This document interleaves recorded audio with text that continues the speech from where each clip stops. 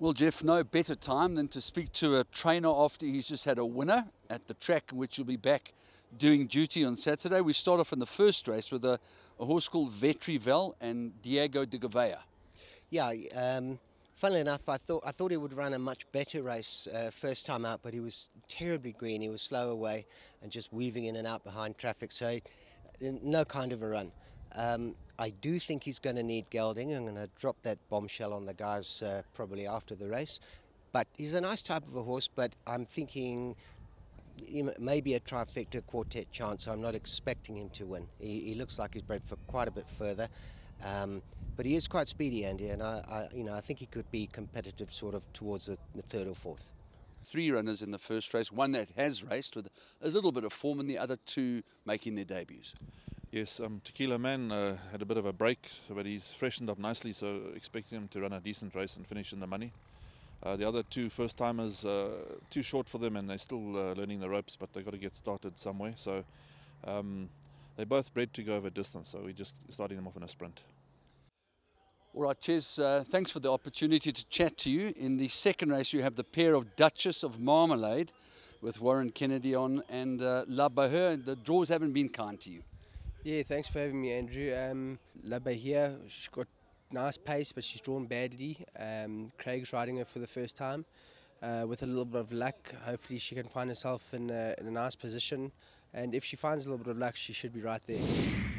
What can we make of Duchess of Marmalade, who comes back to the 1200 from the 14, which she debuted on, but she's had a break? I was a little bit disappointing with her first run. I thought that she would be a little bit better. But in saying that, first time down the Vol straight over 1400, sometimes they can be a little bit lost at sea.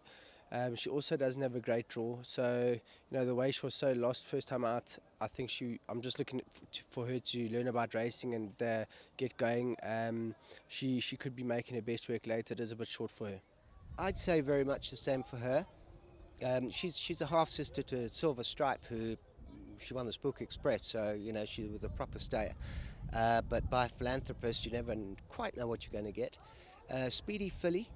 I think she's not out of it, but if she happens to run into the sort of third or fourth, that would be a good run. I do expect it to be more competitive around a mile, but got a touch of class, so not to be ignored for 4 places. Excellent. Then on to the first leg of the place accumulator, where you got Affinite with Shadley Fortune, and She's a Hottie with Striker from a bad draw. Yeah, She's a Hottie. We're relying on Striker with his genius to overcome the bad draw, and she should finish in the money. And then the other filly, her first 2 runs haven't been great, but she's improving, and we expect a much better run on Saturday. I'm glad to see that the horses are actually running on today at this track. So hopefully the ground stays like this, and we might be okay on Saturday coming from off the pace, because it's probably going to be our only option. And also, like I said, there's no real races for her in the next 2 weeks, so I've got to take my chances, and I've opted to run her from a bad draw. She's not the type of filly that can be hustled early, so she'll be coming from off them, and hopefully she mows them down. Hopefully a good pace. Yeah, that's it. We hope that the races are all truly run, which they normally do in Joburg. We don't normally see a steady canter sprint, and hopefully it'll be in our favour on the weekend. But in saying that, all my horses are doing well, stable's starting to turn, and hopefully they can be right there. The first leg of the Pick 6 race 4 sees you with a pair of Kalahari Chrome with Shadley Fortune, and what looks to be quite a nice individual in Winter Crusade. Yeah, 2 nice type of animals. The Winter Crusade, a very big backward horse, but he is improving all the time, and his first run we were very pleased. Second run now should improve, and it wouldn't surprise me if he could finish in the back end of the quartet. In the race that was won by Gavin Larino on Iditarod Trail, there was a horse called Byron Bay, named by your wife and David Shaw. Yeah, I thought it was a nice first run. Very green once again. I think this trip should be about right now for him, a mile. I'm certainly not going to make any kind of a good thing of him, but I do think he's going to be competitive and definitely really ought to feature in the first 3 or 4 and may win. Sees Bernard Faidherbe climb aboard a horse that was beaten in the shadow of the post last time out. Yeah, last time he kind of did everything wrong, hung on to the other horse, didn't know what to do, still very green and dumb. Put the blinkers on him now, seems to run straight at home, we're pretty confident of a big run. So no waiting around. Golden Dawn with Raymond Danielson, and it's my darling with Carl Zechner. Andrew, it's my darling. It's really been a revelation for us since she came up to Joburg. We've given her a bit of a break because she had a really hard early sort of part of the year, and she rewarded us with that. She's for once got a half-decent draw. Hasn't really been shining at TURFFONTEIN, but she's really, really well, fresh and happy. Carl's happy on top, so we'll hope for her to be thereabouts. Gold Dawn loves Raymond. She ran a cracker the other day with him. Might just be a little bit too soon to go to 1600, but now she likes the hard ground, so we've got to take advantage while we can. Marvellous. And then another pair in the 6th race with the impeccably bred Loot Society, who was victorious in his penultimate start, obviously, and Street Flyer, who seems to be somewhat out of form compared to his proper ability. Yeah, Street Flyer, his last one was all wrong from a bad draw. He got rushed up to the front after getting a slow start, and so hence he didn't finish the race.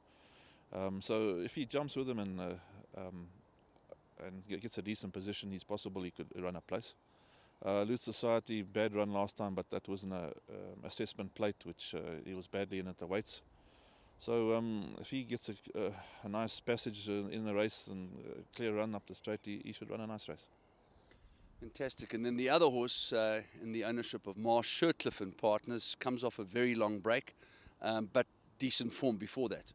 Yeah, he's a horse with a lot of ability, but also a lot of problems to match. Big horse, I mean, off that break, you would expect him to need it, but he has had a lot of work, and you know, I'd be disappointed if he didn't show us something positive, but definitely one that will improve from the run. The computer form has to be taken on face value. There are some comments about respiratory noises. Yeah, these Aussie horses do sometimes tend to make noises like that. You know, it's pretty common in them, but you know, at home he never makes a noise. He seems to have been breathing fine. He hasn't had any wind ups or anything, but I don't know if it was just an immaturity thing, but you know, of late he hasn't made any noises. What is interesting, of course, is that he's by Fastnet Rock, but out of one of our top mares that must have been exported there. Yeah, he's impeccably bred, and if you get a chance to see him at the races, I don't think you'll see a bigger, nicer looking horse. Lovely. And then finally, you have to wait until race 8 for Distant Call, who is the mount of Gavin Larena. Speedy filly, best track and trip, nice draw.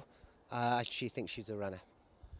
Fabian, just the one runner on Saturday, and that is Countess Var with Craig Zaki aboard in race 9, number 5. You know what, the filly, we've got her extremely well. The work's been good, but you know what, from that deep draw, it's not going to be easy.